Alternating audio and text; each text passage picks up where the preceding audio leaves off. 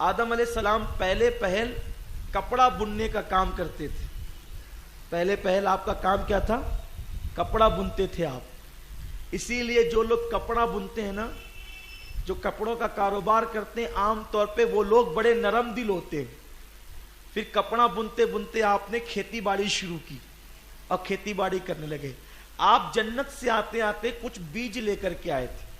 جنت سے آتے آتے کچھ بیج لے کر آئے تھے. اب وہ بیج لے کر آئے تو رونا دھونا یہاں کر رہے تھے، تو بیج آپ بھول گئے. بھئی بیوی بھول گئے تو اب کیا یاد رہے گا؟ تو بیج بھول گئے. اور شیطان نے کیا کیا؟ چپکے سے ان بیجوں کو ٹٹولا اندھیرے میں. تو جن بیجوں پر شیطان کا ہاتھ پڑ گیا، وہ بیجوں سے جو پھل پیدا ہوئے وہ کڑوے ہو گئے. اور جن بیجوں تک اس کا ہاتھ نہیں پہنچا تو وہ میٹھے ہو گئے. اور وہ میٹھے ہی تھے سب، جیسے کہ آم ہے، جام ہے، کیلا ہے، انگور ہے، یہ سب میٹھے پھل ہے نا. وہاں تک اس کا ہاتھ نہیں پہنچا، اور جو کڑوے ہو گئے وہاں تک اس کا ہاتھ پہنچا. تو 3 قسم کے پھل ہے دنیا میں. ایک تو وہ جو انسان پورا پورا کھا جاتا ہے، جیسے انگور کو لے لیں، پورا کھا جاتا ہے. ایک وہ ہے کہ اوپر کا حصہ کھاتا ہے اور گٹلی پھینک دیتا ہے، جیسے آم کو لے لیں. اور ایک وہ ہے کہ چھلکا پھینکتا ہے اور گودا کھاتا ہے، جیسے کیلے کو لے لیں. یہ 3 قسم کے پھل ہیں. یہ آدم علیہ السلام اس کی کلم، اس کے بیج لائے تھے جنت سے.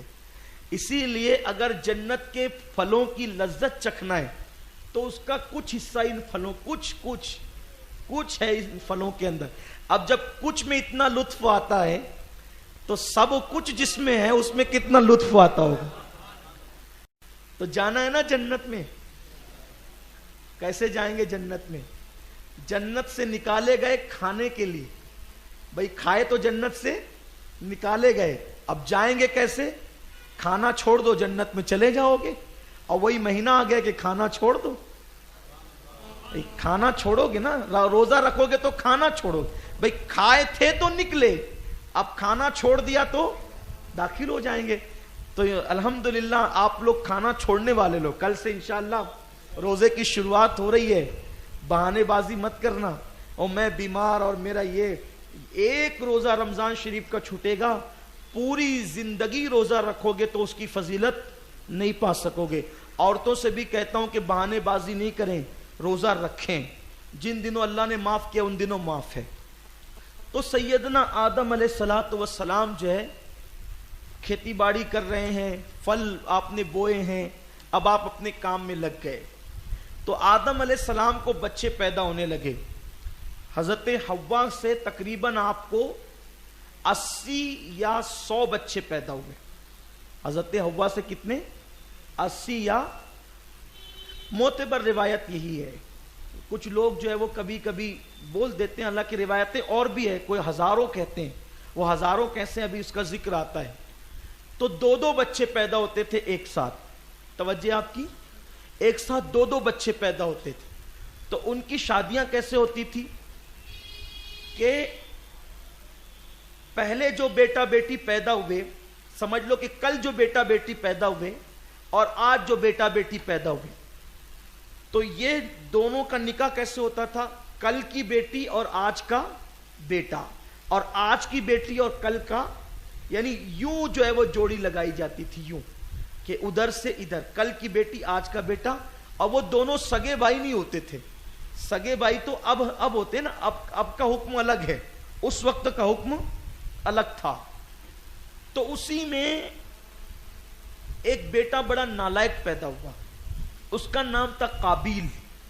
اور قابیل کے ساتھ جو اس کی سگی بہن پیدا ہوئی تھی اس کا نام تھا اقلیمہ. اور ایک بیٹا تھا حابیل، اور اس کے ساتھ جو پیدا ہوئی تھی اس کا نام تھا لوا. تو اس طریقے سے قابیل یہ چاہتا تھا کہ اقلیمہ سے نکاح ہو. آدم علیہ السلام نے کہا یہ تیرے لیے، تیری سگی بہن ہے تو یہ تیرے لیے حلال نہیں ہے. اس نے کہا نہیں، میں اسی سے نکاح کروں گا. تو آدم علیہ السلام نے کہا ایک کام کرو، تم دونوں نیاز کرو. کیا کرو؟ نیاز. جس کی نیاز قبول ہوگی اسی کو اقلیمہ ملے گی. اس سے پتہ چلا کہ مراد پانے کے لیے نیاز کرنا کرانا یہ آدم علیہ السلام کی سنت ہے. تو دونوں نے نیاز کی. تو قابیل نے نیاز میں کیا کیا کہ وہ کھیتی میں حضرت آدم علیہ السلام کے ساتھ ہاتھ بٹاتا تھا, تو اس نے جو سڑی پڑی جو بالیاں تھی نا گیہوں کی, وہ لا کر کے نیاز میں رکھ دی. اور حابیل, حضرت حابیل نے کیا کیا, وہ بڑے متقی تھے, انہوں نے ایک فربا دمبا, یہ دمبا یاد رکھنا, فربا دمبا انہوں نے پیش کیا. آدم علیہ السلام نے ہاتھ اٹھا کے دعا کی. توجہ آپ کی, یہ تفسیر میں امام آلوسی سے عرض کر رہا ہوں آپ کے سامنے, ابن عباس کی تفسیر ہے. توجہ, بہت خیال سے سنیے, آپ کو بڑے راستے ملیں گے انشاءاللہ اس تفسیر سے. اللہ تعالیٰ آپ کا دل کھولے گا, شرح صدر فرمائے گا. ادھر اس کی بالیاں رکھ دی گئی, ادھر ان کا دمبا رکھ دیا گیا, اور آدم علیہ السلام نے ہاتھ اٹھا کے دعا کی, اللہ تو جس کو اقلیمہ دینا چاہتا ہے تو اس کی نیاز کو قبول فرما. تو ایک آگ آئی اور وہ دمبا اٹھا کے لے گئی. اب آپ دیکھیے آدم علیہ السلام نے ہاتھ کہاں اٹھا کے دعا کی تھی, بالیوں کے اور دمبے کے سامنے. تب بتائیے کہ چیزوں کو سامنے رکھ کر فاتحہ پڑھنا, لوگ کہتے ہیں کس حدیث سے ثابت ہے؟ ارے پہلا آدمی فاتحہ پڑھ رہا ہے, دنیا کا پہلا انسان ہاتھ اٹھا کے دعا کر رہا ہے کہ اللہ اس نیاز کو قبول فرما, اگر جس کو تو اقلیمہ دینا چاہتا ہے. تو یہ جل بھن گیا کیونکہ اس کی قبول نہیں ہوئی. اس سے پتہ چلا کہ نظر و نیاز میں, قربانیوں میں جو چیز دیا کرو وہ سڑی پڑی گلی سڑی مت دیا کرو, بلکہ اچھی کوالٹی کی پیش کیا کرو. لوگ کیا کرتے ہیں, خود کھانا پکائیں گے گھر میں تو 80 روپے کلو کے چاول لائیں گے, اور اگر نیاز کرنی ہو تو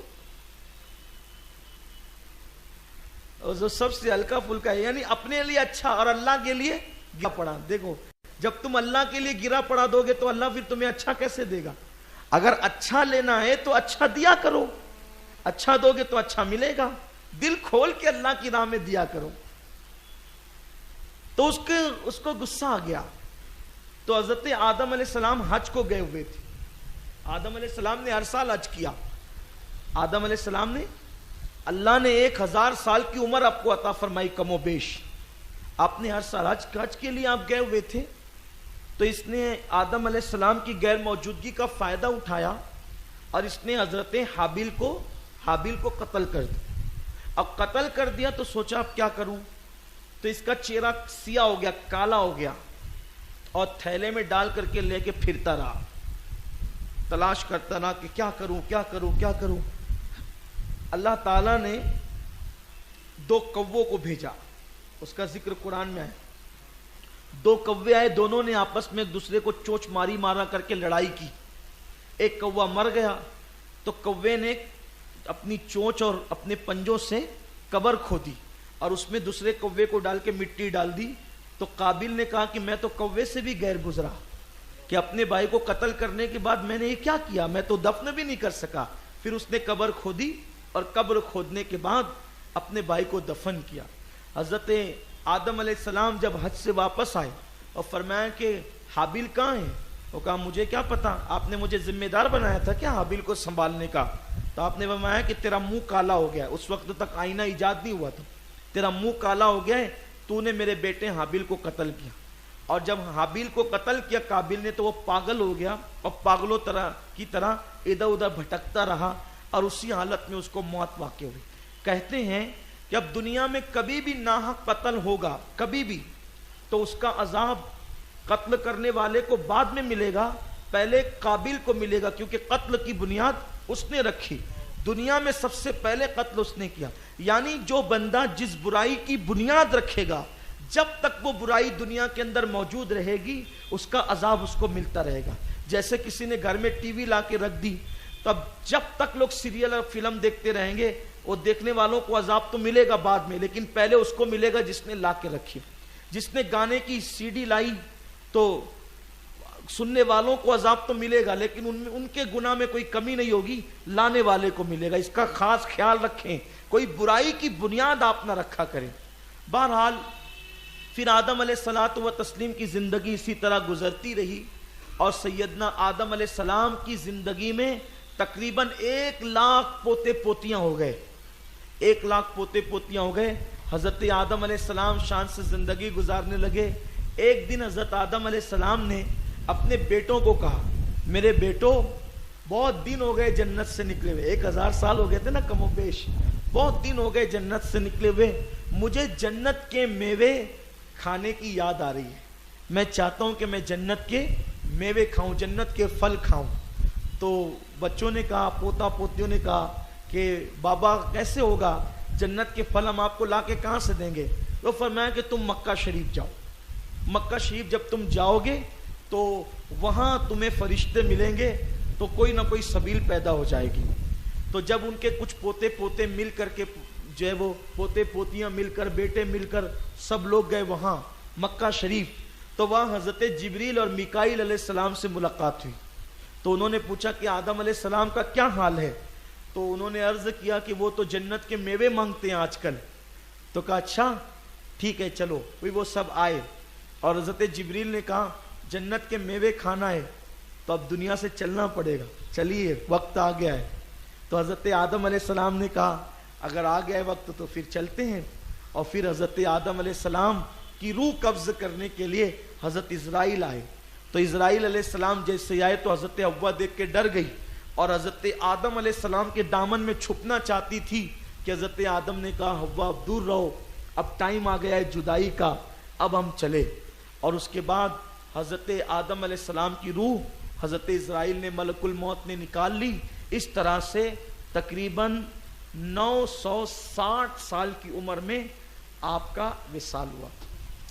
1000 साल की उम्र अल्लाह ने दी थी, लेकिन आपका विसाल कितनी साल की उम्र में हुआ?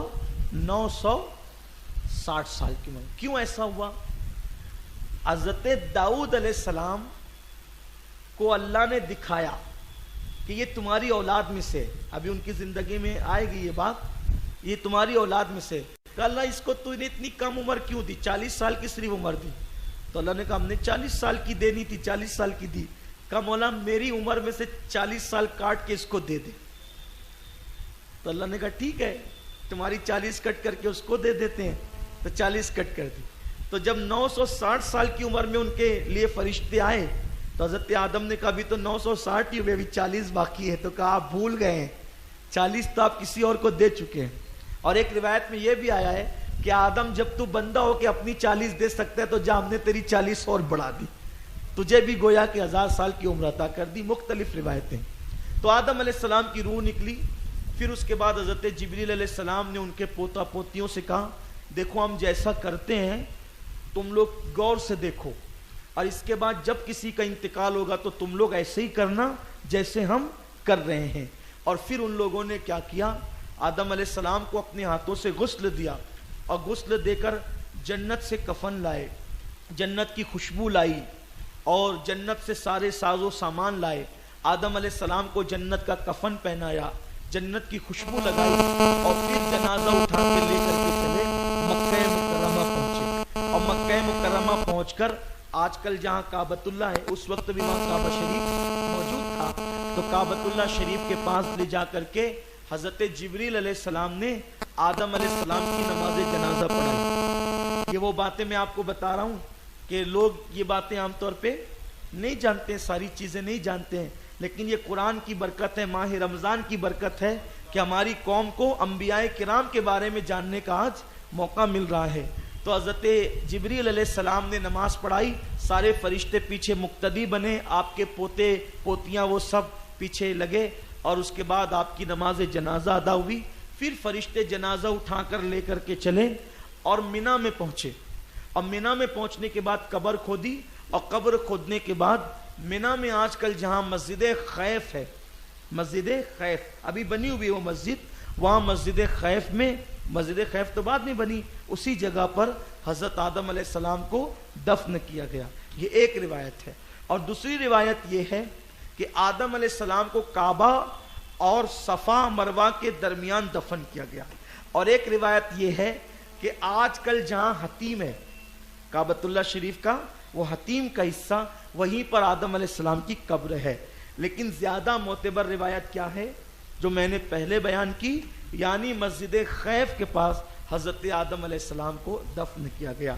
یہ بہت مختصر میں نے کر کے، بہت لمبی چوڑی یہ داستان ہے لیکن بہت شارٹ کر کے، کیونکہ روزانہ سننے آنا ہے اور ہمیں 1 گھنٹے میں محفل ختم بھی کر دینا ہے، تو میں نے بہت شارٹ کر کے مختصر کچھ باتیں عرض کی۔ اللہ تعالیٰ قبول فرمائے اور ہمیں اپنے باپ حضرت آدم علیہ السلام کے فیضان سے مالا مال